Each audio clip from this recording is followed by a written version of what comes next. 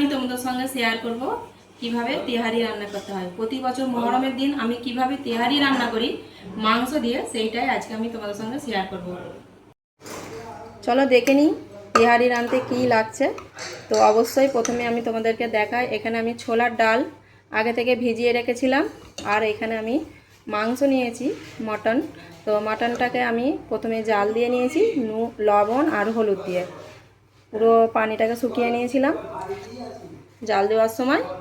এবং তারপরে এই ছোলার ডাল সদ্য মানে কাঁচা ডাল, তো এটাকে আমি একটু সেদ্ধ করে নেবো। আবার এই মাংসটাকে আমি একটু সেদ্ধ করে নেবো, খুব বেশি সেদ্ধ করব না, নাহলে মাংসগুলো সব গলে যাবে। তো খুব জোরজার আমি 6 থেকে 7টা সিটি মেরে নেবো প্রেসার কুকারে। এর মধ্যে আর কোনো মশলা দেব না, শুধু জাল দেওয়া মাংস নিয়েছি আর ছোলার ডাল। এটাকে আমি ভালো করে সেদ্ধ করে নেব। পরিমাণ মতো এখানে আমি পানি অ্যাড করে দিচ্ছি। ছোলার ডাল সেদ্ধ হতে পানিটা টানবে, কারণ মাংসটা আগে থেকে সেদ্ধ আছে, ছোলার ডালটা আমার একটু সেদ্ধ হতে সময় লাগবে। এবার আমি প্রেসার কুকারের মুখ বন্ধ করে দেব।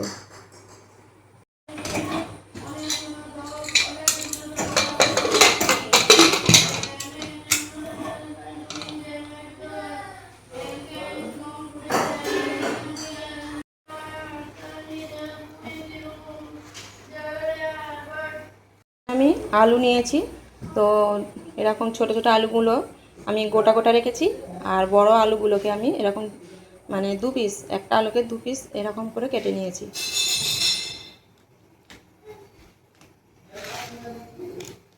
এর মধ্যে আমি ফুড কালার অ্যাড করে দেব। আলুটাকে ভাজবার জন্য আমি ফুড কালারটা অ্যাড করছি। তোমরা ফুড কালার না দিতে চাইলে তোমরা হলুদের গুঁড়ো দিতে পারো।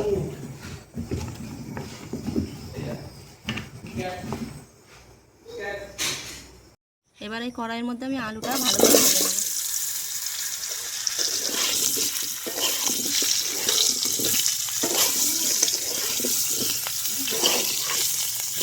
কড়াইয়ের মধ্যে আমি আগে থেকে তেলটা একটু গরম করে নিয়েছিলাম, এখানে রিফাইন তেল নিয়েছি, তোমরা চাইলে সর্ষের তেল বা ডালটাও ব্যবহার করতে পারো।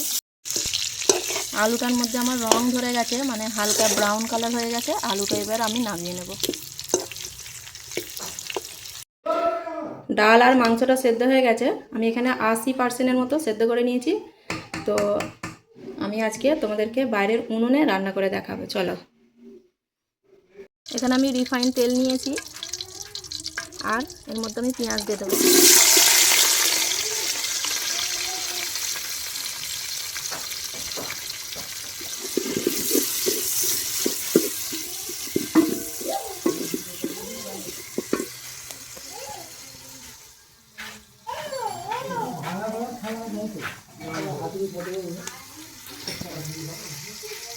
এখানে আমি কিছু গোটা গরম মশলা নিয়েছি, যেমন এলাচ, দারুচিনি আর একটি শুকনো লঙ্কা, এটা পেঁয়াজের মধ্যে আমি দিয়ে দিচ্ছি।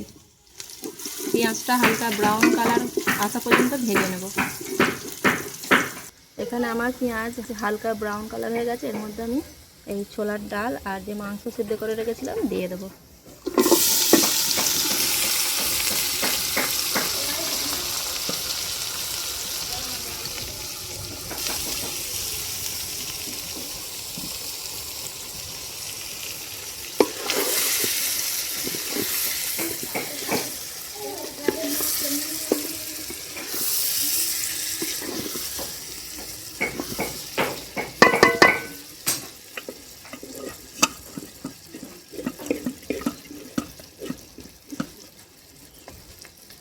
এর মধ্যে আমি মশলা অ্যাড করতে থাকবো। প্রথমে দিয়ে দিচ্ছি আদা রসুন বাটা,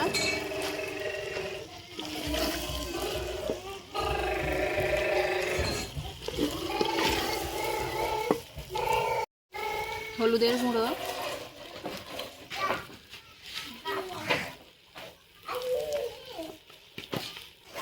লঙ্কার গুঁড়ো, যে যেমন ঝাল পছন্দ করো সে তেমন কমিয়ে বাড়িয়ে নেবে,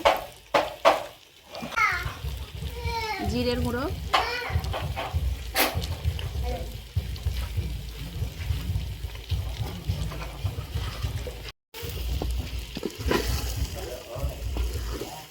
এরপর আমি এর মধ্যে চাল অ্যাড করব।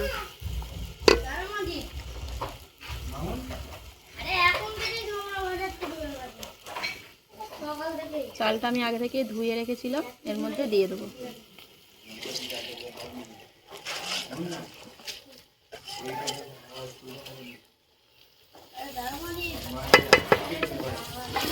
চালটাকে আমি ভালো করে কষিয়ে নেবো 5 মিনিট ধরে।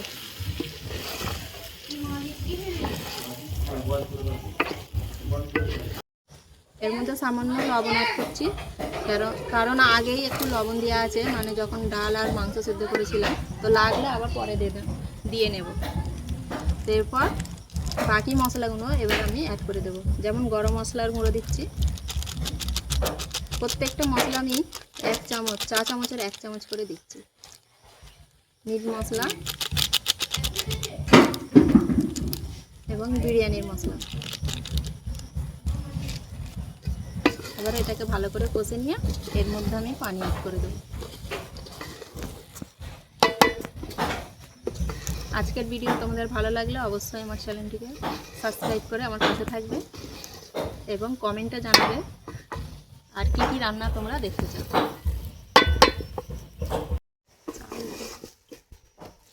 তো মশলাটা আমার কষানো হয়ে গেছে, এর মধ্যে আমি গরম পানি অ্যাড করব। করে রেখে দিয়েছি আর কি, এবার এর মধ্যে দিয়ে দেবো।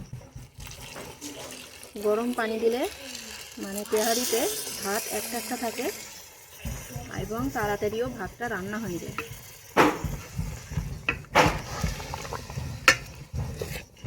বেশি পানি দেব না, যেহেতু এটা গরম পানি।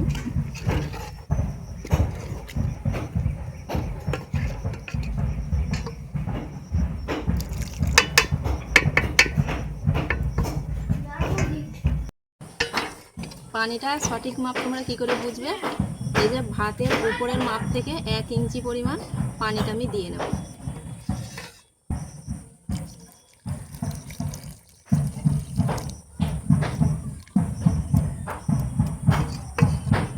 ব্যাস, আর পানি দেব।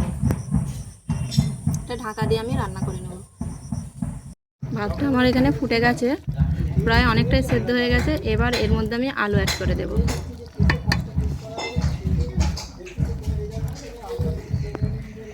আমি আগে থেকে আলুটা ভেজে রেখেছিলাম একটু লবণ আর একটু ফুড কালার দিয়ে, তো এটাকে আমি এর মধ্যে অ্যাড করে দিলাম।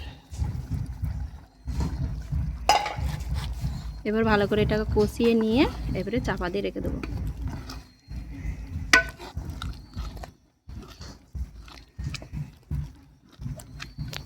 মাঝে মধ্যে এরকম নেড়ে দিতে হবে, নাহলে তলায় ধরে যেতে পারে, নিচেটা পুড়ে যেতে পারে হাঁড়ির।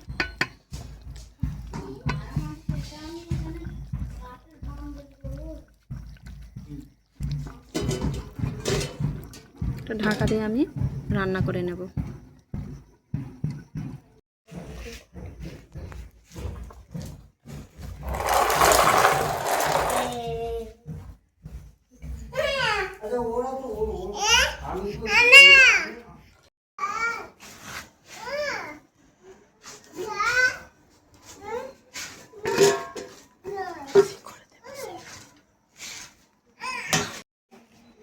ভাত এখানে আমার রান্না হয়ে গেছে, এর মধ্যে আমি এবারে একটু মিঠা আতর দিয়ে দেবো, পুরো 1 টোপা দেবো, বেশি নয়।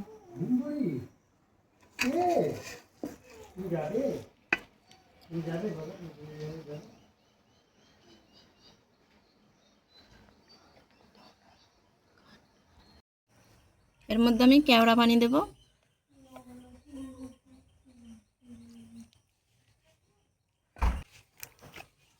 গোলাপ পানি দেব।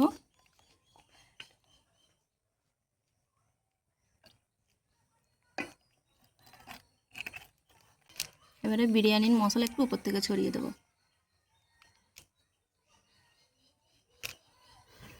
ব্যাস, রান্না রেডি। একটু দমে বসানো থাকবে, তারপরে নামিয়ে দেবো। দেখতে পাচ্ছ পুরো ভাতটা আমার পুরো মাপের মাপ পানি দিয়েছি, কোনো পানি জমে নেই, পুরো ঝরঝরে হয়েছে।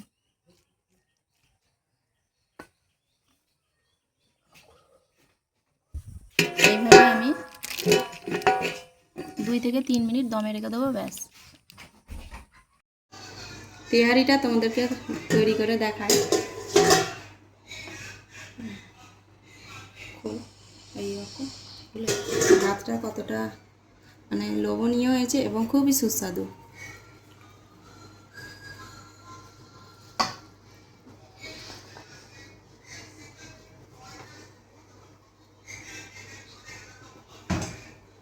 ভাত একদম ঝরঝরে হয়েছে। তো আমি যেমন যেমন বলেছি তেমন তেমনই করবে।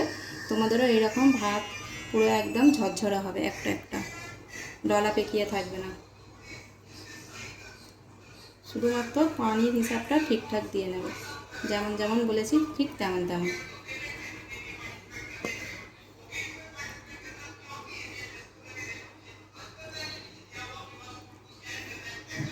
আশা করছি আজকের ভিডিও তোমাদের ভালো লেগেছে। আজকের ভিডিও এই পর্যন্তই। সকলে ভালো থাকবে, সুস্থ থাকবে।